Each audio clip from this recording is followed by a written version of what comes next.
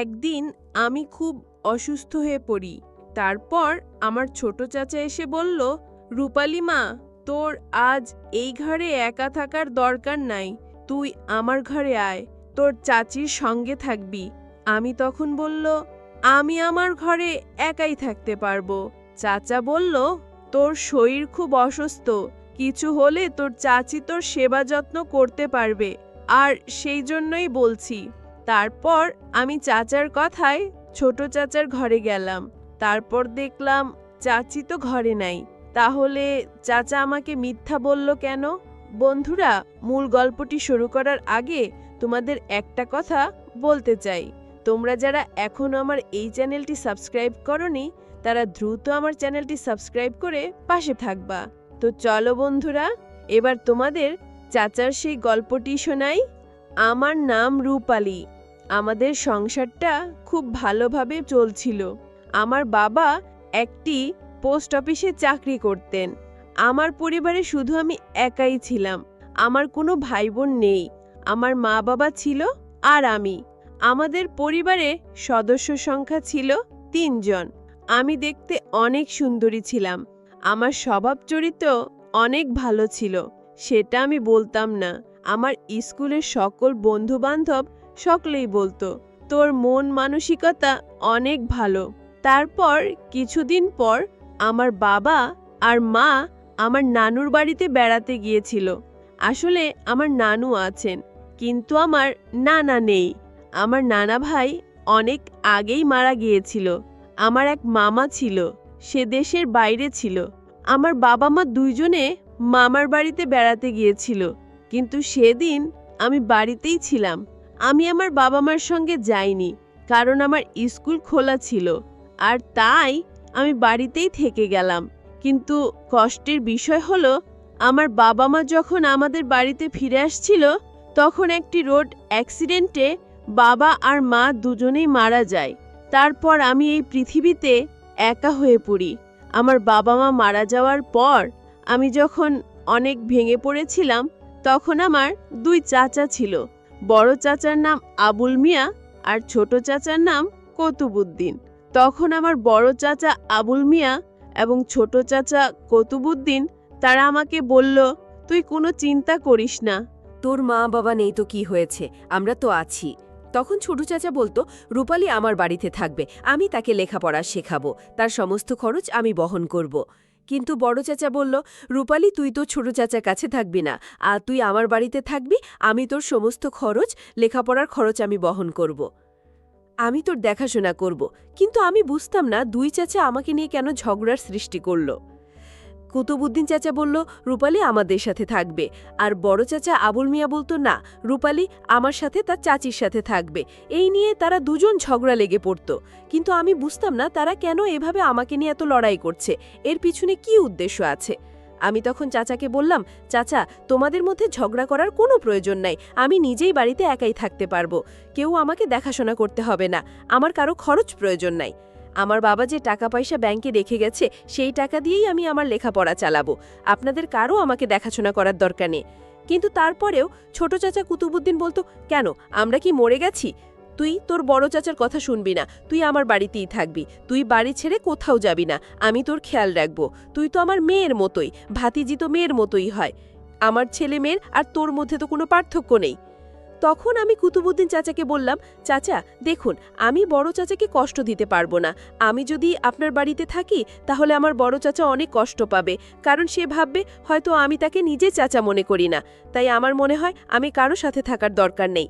তারপর কিছুদিন যাওয়ার পর আমি যখন নিজের ঘরে একা থাকতাম, একদিন রাতে আমি খাওয়া দাওয়া সেরে যখন নিজের ঘরে ঘুমাচ্ছিলাম, তখন হঠাৎ দরজায় নক করল। আমি ঘরের ভিতর থেকে একটু ভয় পেয়ে গেলাম। আমি মনে মনে ভাবলাম, এত রাতে কে হতে পারে, এর আগে তো কেউ দরজায় আসেনি। আমি ভয়ে দরজা খুলছিলাম না। যখন আমি কোনো শব্দ করছিলাম না, তখন আরও বেশি দরজায় নক করতে লাগলো। আমি বিছানা থেকে উঠে দরজার কাছে গেলাম। তারপর আস্তে করে রুমের দরজাটা খুলে দেখলাম আমার বড় চাচা বারান্দায় দাঁড়িয়ে আছে। আমি চাচাকে দেখে চমকে উঠলাম। বললাম, চাচা, তুমি এত রাতে কেন? চাচা তখন বলল, মা, তোর সাথে আমার কিছু জরুরি কথা আছে।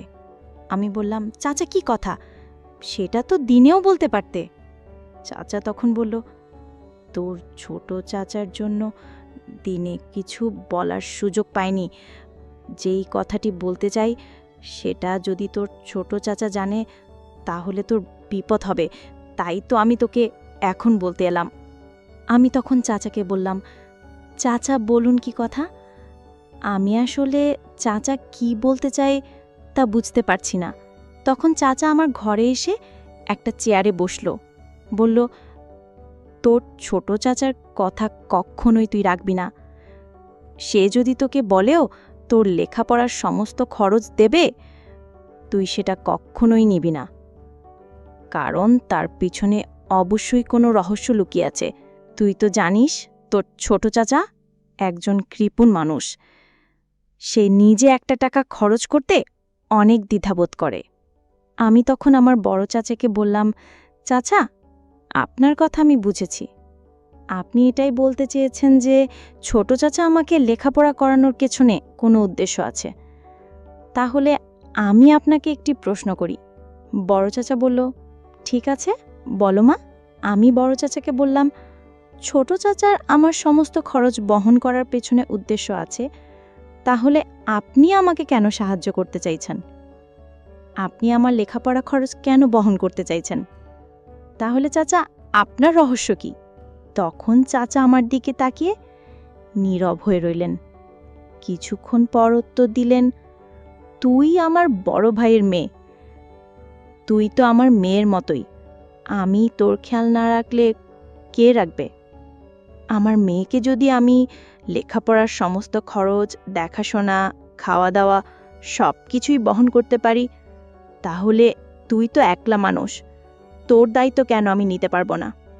আমি যদি তোর খেয়াল না করি তাহলে বড় ভাইয়ের মৃত আত্মা কষ্ট পাবে, আমাকে অভিশাপ দেবে। তাছাড়া তোর বাবা আমাকে বলেছিলেন, আমি যদি পৃথিবীতে না থাকি তাহলে আমার মেয়েকে তুই দেখাশোনা করিস। আমি তখন চাচাকে বললাম, চাচা আপনি চলে যান, কালকে কথা হবে। চাচা চলে গেলেন। একদিন অসুস্থ হয়ে পড়ায় দুই চাচা এসে আমাকে অন্য ঘরে থাকার পরামর্শ দেন। আমি তখন ছোট চাচার ঘরে গিয়ে উঠি।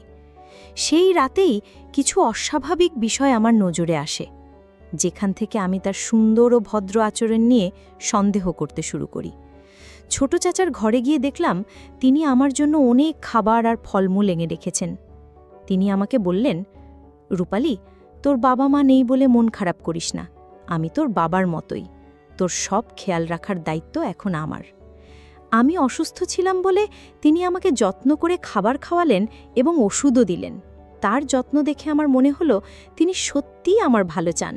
কিন্তু রাতে যখন আমি ঘুমাতে যাচ্ছিলাম তখন ছোট চাচা এসে বললেন, তুই অসুস্থ, তাই কোনো অসুবিধা হলে যেন সাহায্য করতে পারি সেজন্য আমি পাশের ঘরেই থাকব, তোর সমস্যা হলে আমাকে ডাকিস।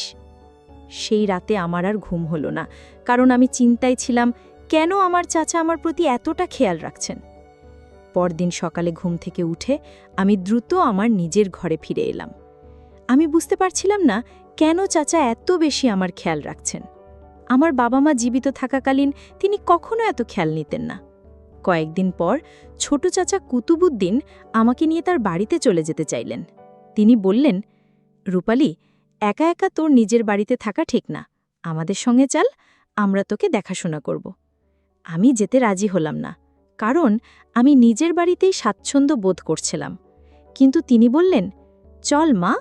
বড় চাচা আবুল মিয়াও তখন এসে বললেন, রূপালী, ছোট চাচার কথা শোন, একা থাকাটা নিরাপদ নয়। আমি দুজনকেই অনুরোধ করলাম, তোমরা আমাকে কেন বুঝতে চাইছ না? আমি একা থাকতে চাই। কিন্তু তারা কেউই আমার কথা শুনলেন না। শেষ পর্যন্ত আমি ছোট চাচার বাড়িতে যেতে বাধ্য হলাম। ছোট চাচার বাড়িতে গিয়ে আমার জীবন আরও কঠিন হয়ে পড়ল। সেখানে আমাকে বাড়ির সমস্ত কাজকর্ম করতে হতো। আমাকে রান্না করতে হতো, ঘর পরিষ্কার করতে হতো, এমনকি তার ছেলে মেয়েদেরও দেখাশোনা করতে হতো। লেখাপড়ার জন্য সময়ই পেতাম না। আমি বুঝতে পারছিলাম আমি তাদের জন্য একজন কাজের মানুষে পরিণত হয়েছি। আমার মনে হলো তারা আমাকে নিজের মেয়ের মতো দেখাশোনা করার কথা বললেও আসলে তাদের উদ্দেশ্য অন্য কিছু। আমার মন ভেঙে গেল। আমি বুঝলাম আমার বাবা মায়ের মৃত্যুর পর আমি সত্যিই একা হয়ে গেছি। আমার মনে হলো আমার কোনো আশ্রয় নেই। আমি সিদ্ধান্ত নিলাম এভাবে আর চলা যাবে না। আমাকে নিজের পথ নিজেকেই তৈরি করতে হবে। আমার বাবার রেখে যাওয়া টাকা আমার লেখাপড়ার জন্য ছিল, আর তা আমাকেই ব্যবহার করতে হবে। আমি চুপচাপ নিজের ভবিষ্যৎ নিয়ে পরিকল্পনা করতে শুরু করলাম। আমি জানতাম আমাকে খুব সাবধানে চলতে হবে, কারণ আমি এখন একা। এক রাতে যখন সবাই ঘুমাচ্ছিল, আমি চুপি চুপি আমার বাবার ব্যাংকের কাগজপত্র খুঁজে বের করলাম। আমি দেখলাম একটি নির্দিষ্ট অঙ্কের টাকা আমার নামে ফিক্সড ডিপোজিট করা আছে এবং এর নমিনি আমি নিজেই। আমার চাচার আমার টাকা হস্তান্তরের কোনো অধিকার নেই। এটা জানার পর আমার মনে এক নতুন শক্তি ফিরে এলো। আমি চাচাকে বললাম এবং তাকে বোঝাতে চেষ্টা করলাম যে আমি কারো বোঝা হতে চাই না এবং আমি আমার নিজের পথ তৈরি করতে চাই। আমি বললাম, আপনারা আমাকে আর কোনো সাহায্য করতে হবে না, আমি নিজের দায়িত্ব নিজেই নেব। চাচা প্রথমে রেগে গেলেও পরে তিনি দেখলেন যে আমাকে আর কোনোভাবে প্রভাবিত করা যাবে না। এরপর আমি ছোট চাচার বাড়ি ছেড়ে আবার নিজের বাড়িতে ফিরে এলাম। আমি আমার বাবার রেখে যাওয়া টাকা দিয়ে একজন গৃহশিক্ষক রাখলাম এবং কঠোর পরিশ্রম করে লেখাপড়া করতে লাগলাম। আমি নিজের পায়ে দাঁড়ানোর প্রতিজ্ঞা করলাম, যাতে আর কখনো কারো সাহায্যের উপর নির্ভর করতে না হয়। কিছুদিন পর আমার বড় চাচা আবুল মিয়া এলেন আমার কাছে। তিনি বললেন, আমি শুধু তোর ভালো চেয়েছিলাম। আমি তার কথা শুনে চুপ রইলাম। তিনি বললেন, যদি তোর কোনো সাহায্যের প্রয়োজন হয় তাহলে আমাকে জানাতে দ্বিধা করিস না। আমি তাকে ধন্যবাদ জানালাম এবং বললাম যে আমি এখন নিজের পথেই চলতে চাই। এই ঘটনার পর থেকে আমি আরও সতর্ক হলাম। মানুষের প্রতি বিশ্বাস স্থাপন করার আগে আমি বারবার চিন্তা করতাম। আমি আমার বাবার রেখে যাওয়া শিক্ষাকেই আঁকড়ে ধরলাম, স্বাবলম্বী হওয়া এবং আত্মবিশ্বাসী হওয়া। আমার বাবা মা আমাকে ভালোবাসার পাশাপাশি যে স্বাধীনতার শিক্ষা দিয়েছিলেন তা আমাকে জীবনে এগিয়ে যেতে সাহায্য করেছিল। আমি এখন জানি, নিজের ওপর বিশ্বাস রাখলে এবং সঠিক সিদ্ধান্ত নিতে পারলে আমি যে কোনো প্রতিকূলতা পেরিয়ে যেতে পারব। আমার জীবনে চাচার অপ্রত্যাশিত উদ্দেশ্য জানার পর আমি নতুন করে জীবন সাজানোর সিদ্ধান্ত নিলাম। নিজের বাড়িতে ফিরে এসে আমি নিজেকে আরও বেশি পড়ালেখায় মনোনিবেশ করলাম। বাবার রেখে যাওয়া স্মৃতির সাথে আমার দিন কাটছিল। আমি সকাল সন্ধ্যে পড়ালেখা আর ঘরের কাজ নিয়ে ব্যস্ত থাকতাম। আমার স্কুল বন্ধুবান্ধবীরা আমার পাশে ছিল, বিশেষ করে আমার বান্ধবী অনন্যা। সে সবসময় আমার সাথে থাকত। অনন্যা আমার সব দুঃখ কষ্টের কথা শুনত আর আমাকে সান্ত্বনা দিত। ওর সাহায্য ছাড়া হয়তো এই কঠিন সময়টা পার করা আমার পক্ষে সম্ভব হতো না।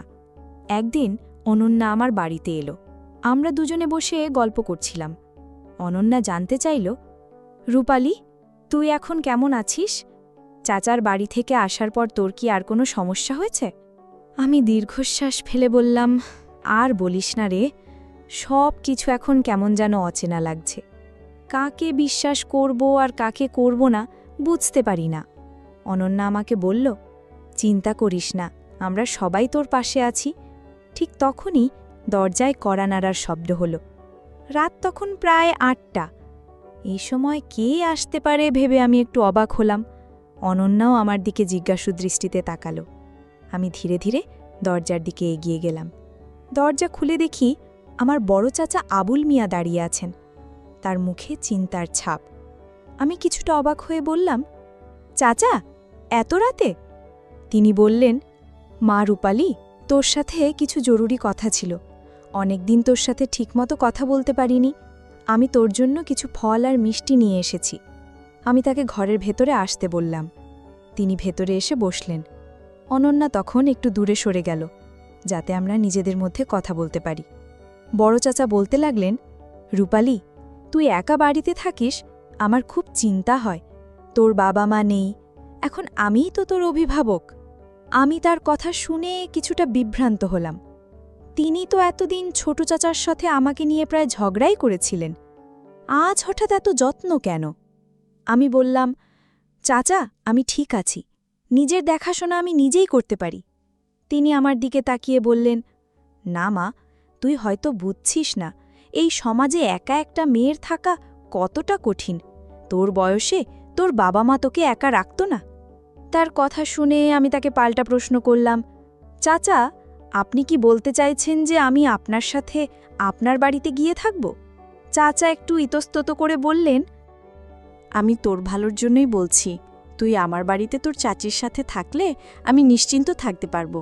তোর বাবা আমাকে বলে গেছেন তোর খেয়াল রাখতে। আমি বুঝতে পারছিলাম না তার আসল রহস্য কি। একবার ছোট চাচা, এবার বড় চাচা, সবাই যেন আমাকে নিজেদের বাড়িতে রাখতে চায়। এর পেছনে নিশ্চয়ই কোনো বড় কারণ আছে যা আমি এখনও ধরতে পারছি না। আমি বললাম, চাচা, এখন আমি আর কারো বাড়িতে থাকতে চাই না। আমি নিজের মতো করে থাকতে চাই।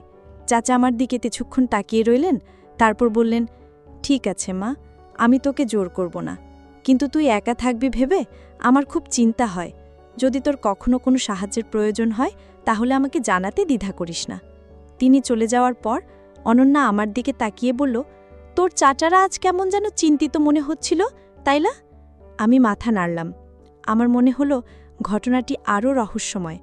কী কারণে তিনি এত বেশি আমার খোঁজ নিচ্ছেন তা আমি এখনও বুঝতে পারিনি। এই সব ঘটনার পেছনে লুকানো চাচার উদ্দেশ্য এখনও আমার কাছে স্পষ্ট নয়, এবং আমি জানি এর পেছনের রহস্য একদিন না একদিন প্রকাশিত হবেই। আমি বুঝতে পারছিলাম না কেন আমার চাচারা হঠাৎ করে আমার প্রতি এত বেশি খেয়াল করছেন। ছোট চাচার আসল উদ্দেশ্যটা জেনে আমি নিজেকে মানসিকভাবে প্রস্তুত করে নিয়েছিলাম যে আমি কারো করুণার পাত্রী হব না। কিন্তু বড় চাচার এই নতুন আগমন আমাকে আবার দ্বিধায় ফেলে দিল। আমি নিজেকে আরও বেশি পড়ালেখায় ডুবিয়ে দিলাম যাতে এসব চিন্তা থেকে দূরে থাকতে পারি। আমার বান্ধবী অনন্যা এই সময়ে আমার সবচেয়ে বড় সহায় ছিল।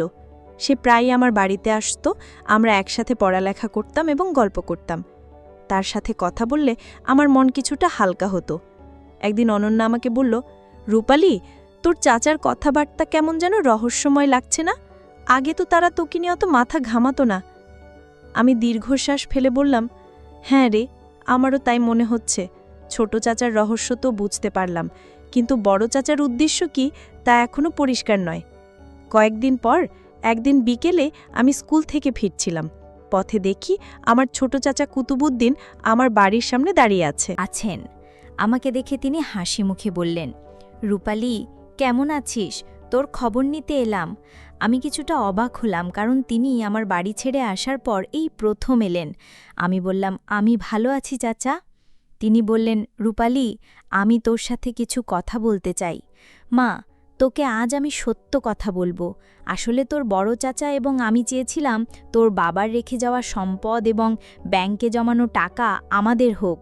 আমরা চেয়েছিলাম যদি আমি তোর খেয়াল বা দেখাশোনা করি এবং স্কুলের খরচ সব কিছু আমি বহন করি, তাহলে ভেবেছিলাম হয়তো তোর বাবার রেখে যাওয়া সম্পদ, টাকা পয়সা এগুলো আমার হবে।